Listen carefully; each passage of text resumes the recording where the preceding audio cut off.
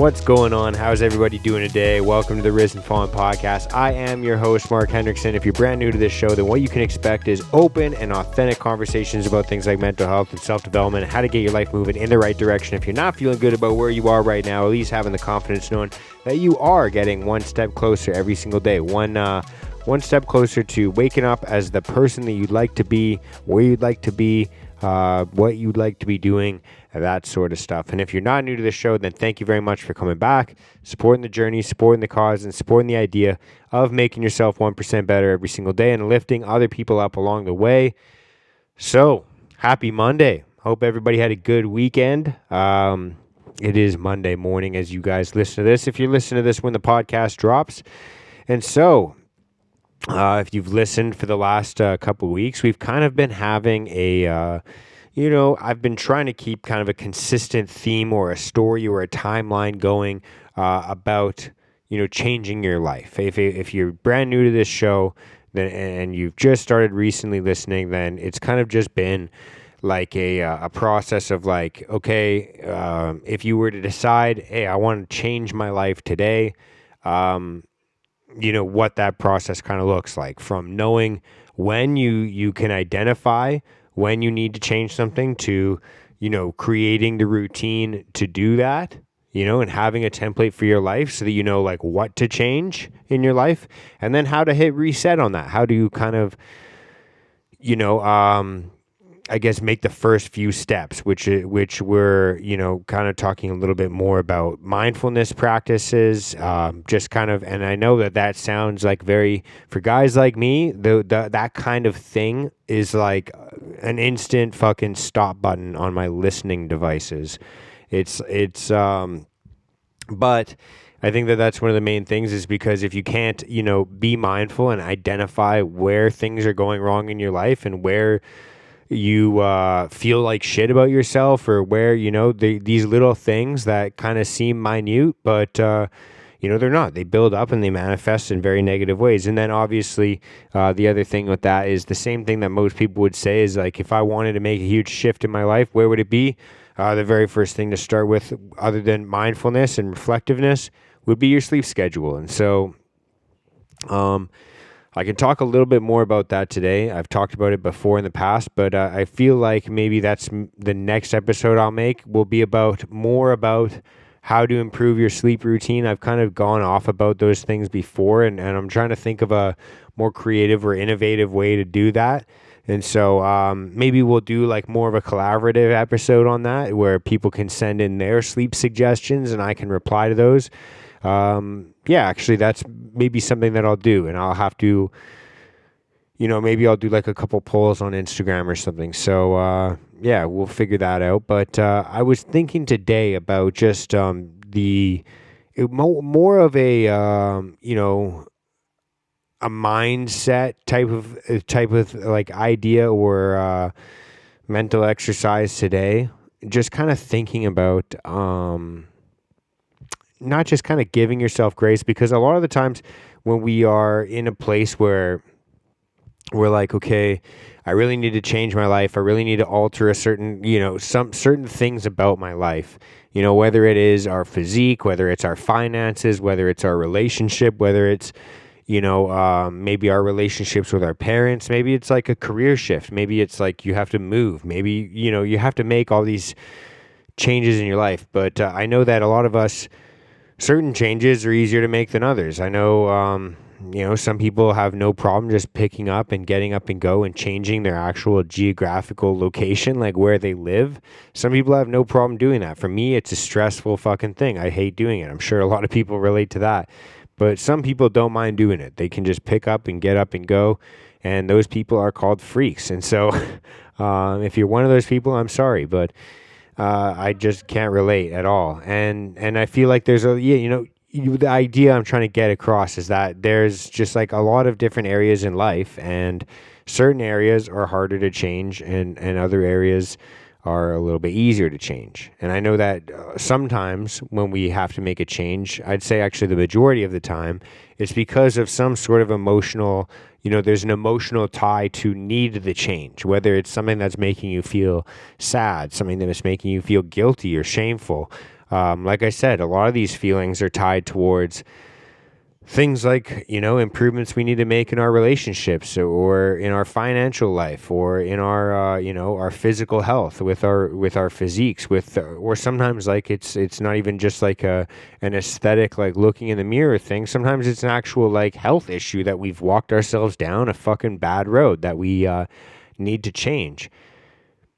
And when we feel bad enough that we need to change something, a lot of the times we can kind of take that a little bit too far, because there's the feeling and the response of like, okay, I don't really feel good when I look myself in the mirror, or when I look at my bank account, or when I look at my relationship, or these parts of my relationships, or this part of my career, or whatever it could be, and it's easy to start to feel things like resentment, anger, guilt, shame, sadness, those types of feelings. And then there's two different responses to that. There's the one response, which is like, all right, it's fucked. Like, my finances are fucked. I'm so far in debt. This will never get better. And then you start to go down this like kind of like woe is me victimhood, like almost like a false martyr type like thing of like there's some sort of righteousness in your suffering. And the same could be said about anything else, like people that get stuck in careers, people that get stuck in bad relationships, people that get stuck in just any bad situation in life. There's that kind of there's that like kind of fork in the road where you decide, what response you're going to have. Are you going to kind of have a woe is me type of victimhood mentality and take it out on the world and expect them to fucking fix your life for you? Or are you going to just say, hey, you know what? I feel guilty about this. I feel shameful about this. I feel angry about this, or sad or envious or whatever it is. But it is what it is. I don't have a fucking time machine. There's nothing I can do to go back and change it. Like, it happened the way it happened. The same way that, I think Aaron said it when I had him on the podcast. It happened the way I'm going to butcher it, but it was basically something along the lines of like, it happened the way it had to happen for you to get to where you're at right now. And so like, if it didn't happen, if it didn't hurt, then it wouldn't be enough to actually be the catalyst to make you need to change. And so there's this like kind of shift that we have to make, which is like this shift from being a victim to starting to get towards improving our lives. And that main shift, you can notice it. I can notice it in myself when I notice myself fucking complaining. Like when I notice myself like kind of, getting upset about things and people that are outside of my control, thinking about these types of things. And it's usually not something that I'm good enough to catch myself doing in the moment. It comes down to reflection and comes down to journaling. And that's why, if you didn't listen to the last couple episodes, I suggest you go back and listen to those as well. But keeping a journal or keeping some sort of even a practice like this where I sit here and I talk to my phone and then I listen back to it later, having some sort of like reflective, practice to be able to hear your own thoughts or view your own thoughts and see like, oh, these are the things that irritated me today. These are the things that made me mad. This is when I got upset. And if you notice that all of the time or most of the time, or even like, a majority, whatever word you want to use, if you notice more times than you'd prefer, that those reasons are outside of your control or outside of, it's like someone else. I was mad because someone else did this or someone else did that, or this thing happened to me in my life. If the sources of these negative emotions that we're feeling are outside of our control, chances are we're probably in that victimhood mentality. And then once you know that you're in that mentality, you're like, okay, I don't have to feel guilt or shame about this. I know I'm in this mentality. So now whenever I'm feeling myself hear similar thoughts, like in my own head, I can identify, oh, that's just the victim mentality that I'm just in the habit of being right now. And I just have to break this habit of fucking not doing it. And people will call it like a fake it till you make it type of thing. But really what it is you're training your brain. You're creating a new neurological pathway so that when your brain encounters something that makes you triggered, whatever it is, like whether it's happy or, I guess we're not using positive emotions right now. We're using negative ones. But if you find yourself, something triggers an anger response or a jealousy response or a, whatever type of negative response that you're having in your life, what you're doing is you're like just becoming the noticer of like, oh, when this happens, then I become angry. And just noticing that and becoming more mindful of that, you can start to build a pattern of like, okay, now when I'm starting to feel this, then I'm going to take a deep breath. I'm going to sit down if I need to. I'm going to, maybe take a couple steps and like have some sort of a physical cue for yourself of like, oh, it's starting to happen, because we're not very great at noticing mental cues when we're getting that heightened emotion.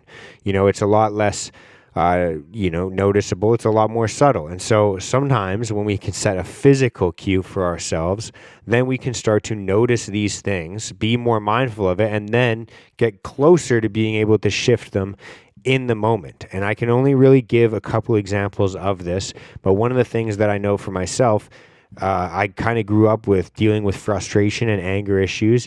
And I noticed that when I was getting angry, when I was getting pissed off or anything like that, my fist would clench. And now when I feel my fist start to clench, I notice, oh, I'm getting angry. I'm getting upset.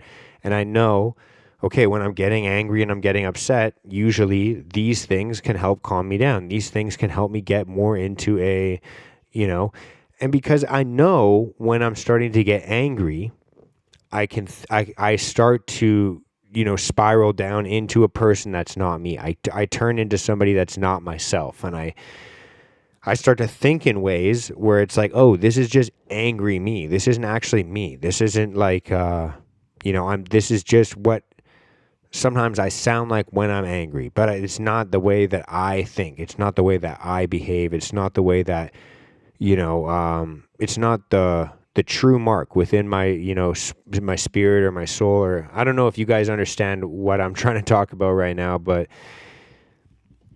when you're finding yourself in that moment, you can think things that you normally wouldn't think, like, oh, I'm going to fucking quit my job. And it's like, well, your job is a pretty good opportunity for you right now. So you maybe take a step back and think more rationally. Or like, oh, my fucking partner always does this because they're out to get me. It's like, probably not, like that's probably not the case. And it might be. And if that's the case, then that's fucked. But it is what it is. And you might want to ask yourself why. But I think it's so easy when we get angry or when we get sad or when we have that kind of, it's like, I think I had someone explain it to me like it's like a lens, like you're viewing the world through. And I think that when you can notice that lens or filter is on, then you can be a little bit more mindful of it and get a one step closer to maybe taking it off. And so I hope that kind of makes sense to you guys, or maybe you can pull some value out of that. But I think that's kind of the best way to explain the idea that I'm trying to get across. And so on that note, I will let you guys go. I will let you ponder on that. And then, like I said, be on the lookout for a little poll on my Instagram story. Actually, it'll probably be gone by the time you guys hear this, but stay tuned for the episode about tips for sleep, because I'm sure you guys will like it as well. So on that note, I'll see you guys on Thursday. Much love. Peace out. Love you all. Just had to burp. Sorry, excuse me. That was a little rude boy thing to do. But on that note, much love. Peace out. Love you all. Bye.